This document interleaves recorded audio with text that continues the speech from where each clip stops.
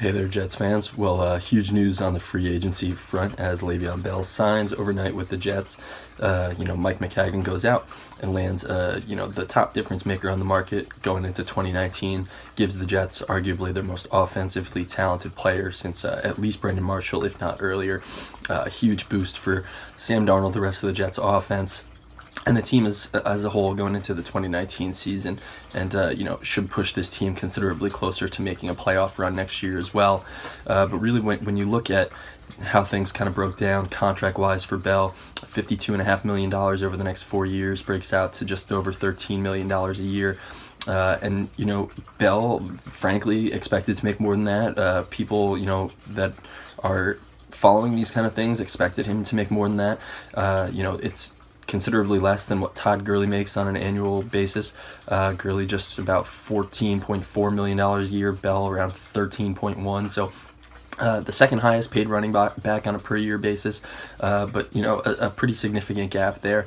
Mike Maccagnan clearly did a very nice job leveraging Bell. As the day went on, there were reports floating around. By all accounts, the Jets were the favorites from the start on this thing.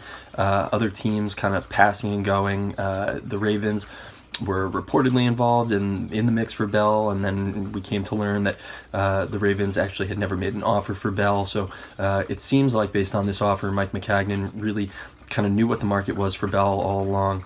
Wasn't going to outbid himself, wasn't going to start a bidding war for no reason, and held firm. He gave Bell his deadline and told him to take it or leave it.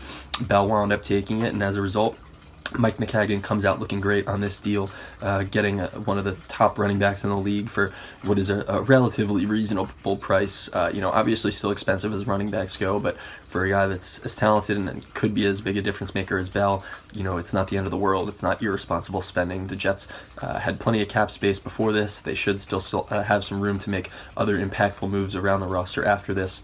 Mike Maccagnan comes out looking great after this one. And, obviously there's still plenty of time over the next few years here. We're going to have to see how things actually shake out, how Bell performs on the field and whether this all winds up being worthwhile. But at least in the here and now, at the signing, it certainly looks like Mike Maccagnan won this one.